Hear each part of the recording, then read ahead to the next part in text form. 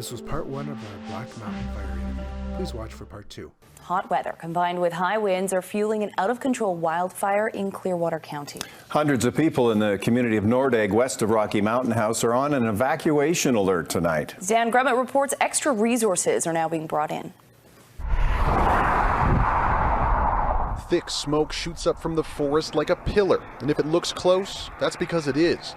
The out-of-control wildfire burning just 15 kilometers from the community of Nordegg.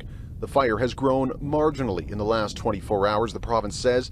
Water bombers can be seen making passes, trying to douse the flames. It's nerve-wracking. County workers go property to property, telling residents they're under a 2-hour evacuation alert. Oh, it's a really tough one to see. A sign on Marla LePatch's door indicates she's already gone. But in fact, she and her dog Tor are merely packed and ready. Her immediate concerns are for her business, backcountry cabins, which she rents out. She's not sure if they're still standing. It's a little unnerving not knowing how close my cabins are to the fire, because they're even closer than we are here in Nordegg. So it is a little bit concerning. The fire got too close at 4 provincial campgrounds, which were ordered to evacuate Wednesday evening. Last night we could see there was this pink haze in the sky, and the fire was just coming to this direction here. Tanya Koshowski rents cabins here, a new business venture. With many bookings coming up, there's livelihoods on the line. There is that level of concern. I mean, we're in this beautiful place, but we know that with Mother Nature and the threat of fires, that's a reality for us. Nordegg is the first real test for wildfire crews in Alberta this summer. The number of out-of-control fires has been minimal so far thanks to a wet June, but the wildfire threat is increasing. There hasn't been a good soaking here in about a week. It is expected to grow more. How much more, we aren't certain at this point. The province is also keeping a close eye on the wind. If the fire shifts just a few more kilometers to the east, that could trigger the Nordegg evacuation. Residents are hoping a wet forecast in the coming days is correct, but aren't counting on it. If you pin all your hopes on that and then the rain doesn't come,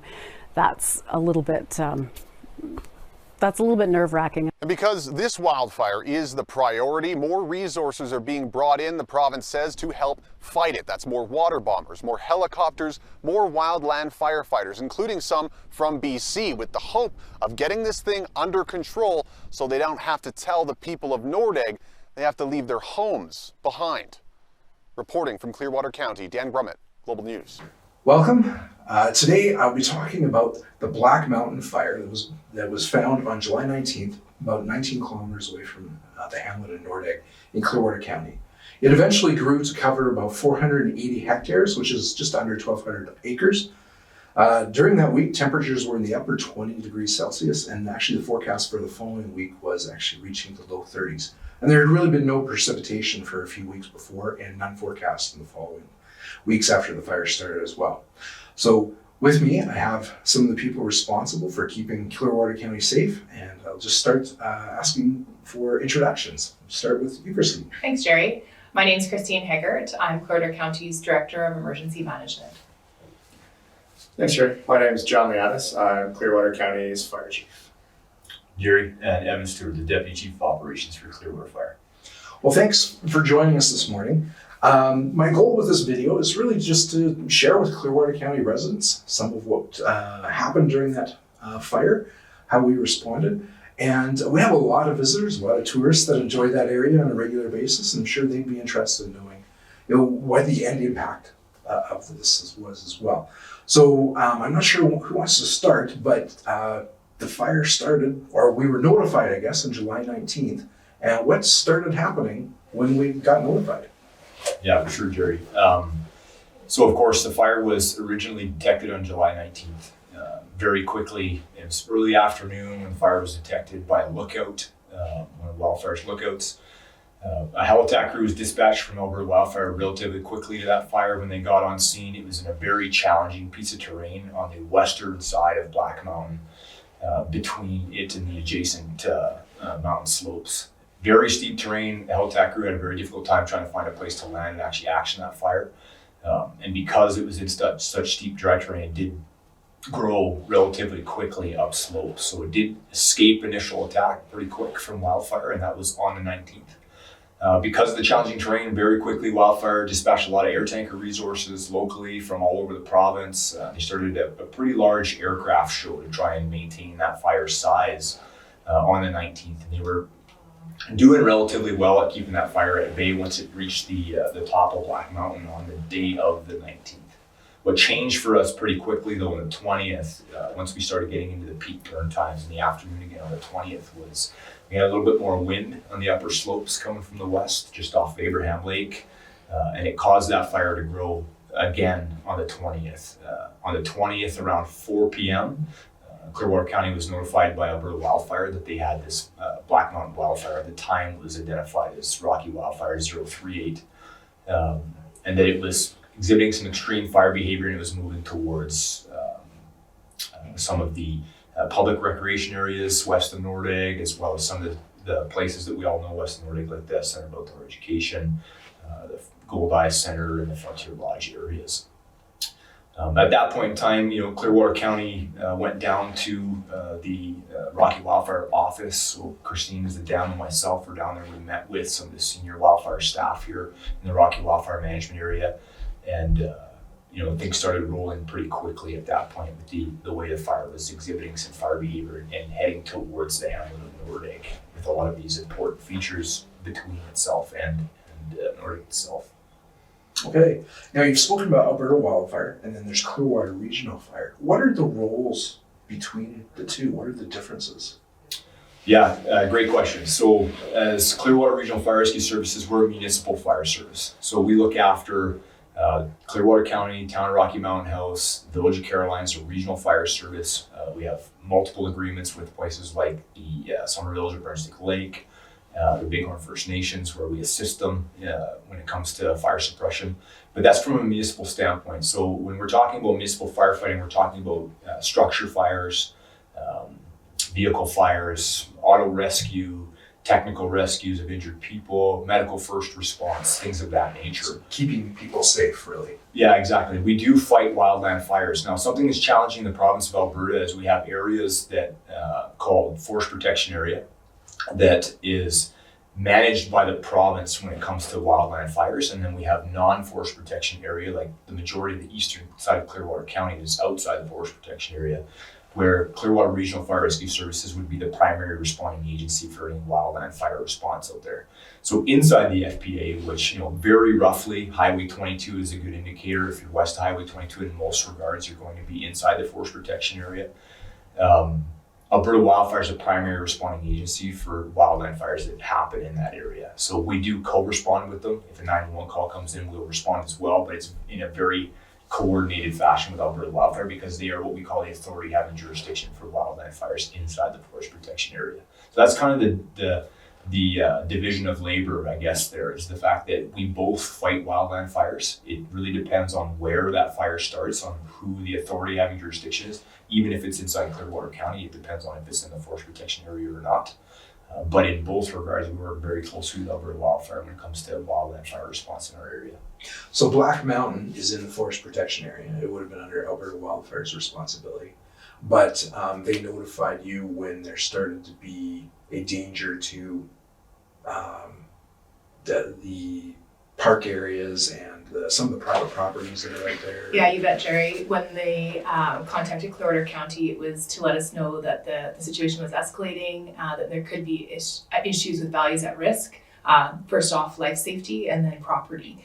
So that's when Clearwater County takes the recommendations from the experts who are dealing with the wildfire as to the progression and the likely outcome of the fire in that day or few day period.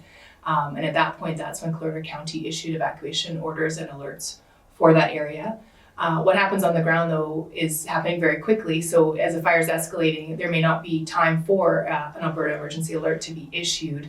The resources that are on the ground that we muster very quickly, including partners from different agencies of the provincial government, Clearwater County staff, whatever the case may be, they maybe do our knocking at the most adjacent properties to say it's time to go now. Okay. And that might even come before an Alberta emergency alert has time to be issued. So we try and make it as quick as possible, but certainly there's what we call a tactical evacuation process that happens very, very quickly if there's life safety perceived to be at risk. Right, like things just have to move. you can't wait for You bet. the technology or whatever else is going to catch up. Yeah. So on the 20th, it was spreading, getting bigger, and the county decided to, was it the county that needed to do the evacuation notice for like the campgrounds and then COE and Goldeye? Yes.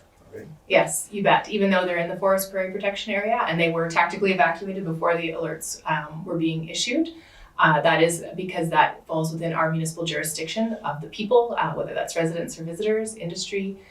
We're responsible to make sure that the life safety is taken care of. But again, as Deputy Chief mentioned, that is something that we do in partnership with various agencies within the province. So in this case, we're working with Alberta Ag and Forestry. We're also working with parks and public lands related to the PRAs that are out in that area. So we had multi-jurisdictional coordinated efforts to make sure people got out of there real quick, and then a sweep right away through all the different areas, the PRAs with conservation staff, fish and wildlife staff, county resources. And there would have been, I mean, beautiful weather. There was thousands of people camping up there. So I imagine, Fish Lake Campground, the Goldeye Campground, all those that had to be evacuated. And that's a lot of going tent to tent and trailer to trailer giving notification. Yeah, you bet. The numbers we got from the province were, for the official campgrounds, were in the hundreds, not thousands, but certainly it is a process of going campsite to campsite, especially in the evening when people have spent the day camping. So we certainly had that ability to have Fish and Wildlife and Conservation and Clearwater County and their regional fire staff go through and assist with some of that evacuation process that was tactical. But that's the reason why we issue those emergency alerts, because that goes to everybody's cell phone. It's a push notification. People get it regardless if they've signed up or subscribed to a communications tool that Clearwater County has. So that's our primary mechanism to get people aware immediately that they need to either be on alert to leave or to leave now. And but as a backstop to that, of course, we do a door-to-door, a campsite to campsite sweep. The ones that become a challenge would be the ones that are in the randomness of the Bighorn Dam area, getting closer to Abraham. Yeah, and that area wasn't included in the Black Mountain Fire evacuation.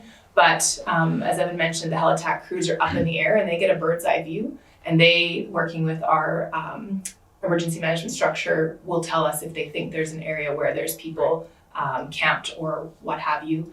And then we can dispatch staff to go that direction. Now, even though Abraham Lake was not evacuated, there's only really one road into the whole area, being a David Thompson Highway. And, so getting all those people out really meant a lot of people, a lot of traffic just on one road going in one direction to get out. And I imagine the people in the Bighorn Dam area and Abraham Lake area were sort of wondering, they're starting to see the smoke. How do I get out when there's only the one road? So I know we weren't putting them on evacuation, but at the time we weren't, because I'm just responsible for tourism. And I was like, I don't really want extra people camping on the one road access right now during that. And I was hesitant to promote it very much. And you bet. And from the county's emergency management side, we did the opposite of promotion. We put up signage that said there is a wildfire in the area. It's impacting this location. Maybe there's a better place to go for this week's camping adventure. That certainly comes with mixed emotions from the community because tourism is an economic driver, and lots of local business owners that that's their bread and butter. And so we take that into consideration when we're making decisions, and we certainly appreciate those concerns when we try and limit access to an area, but we don't take it lightly, and we do it with the best interest of life safety and public safety first and foremost, of course.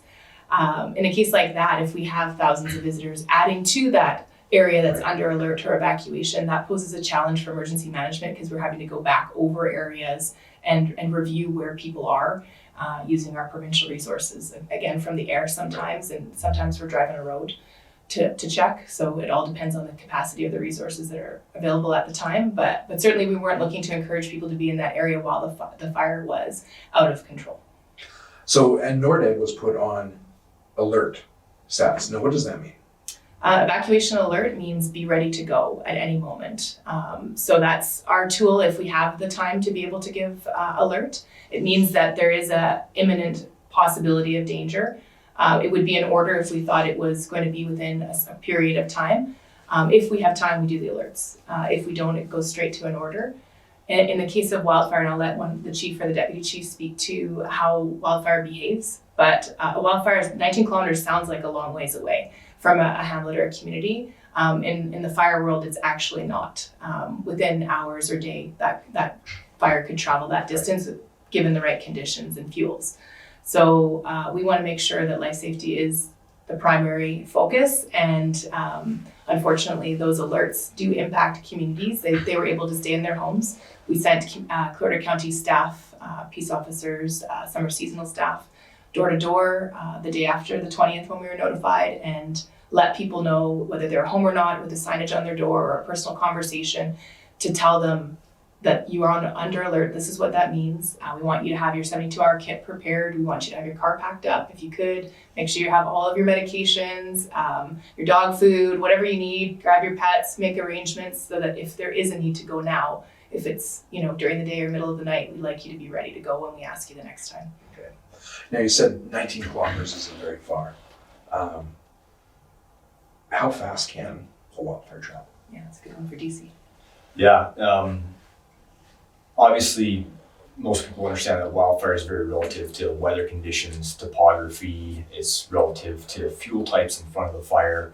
It's not uncommon in the fuel types in the mountains we have out here. We're talking about conifer fuel types, rolling terrain, lots of wind in some unique topography like closed mountain valleys, where we can see spread rates 60 to 80 to 90 to 100 meters a minute.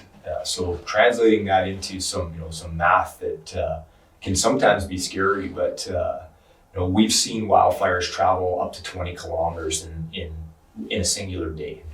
8 to 12 hour periods. When we talk about fires like Chuckey Creek in 2019, one that our fire department specifically was spent 67 days on, assisting Alberta Wildfire, Mackenzie County, the town of High Level.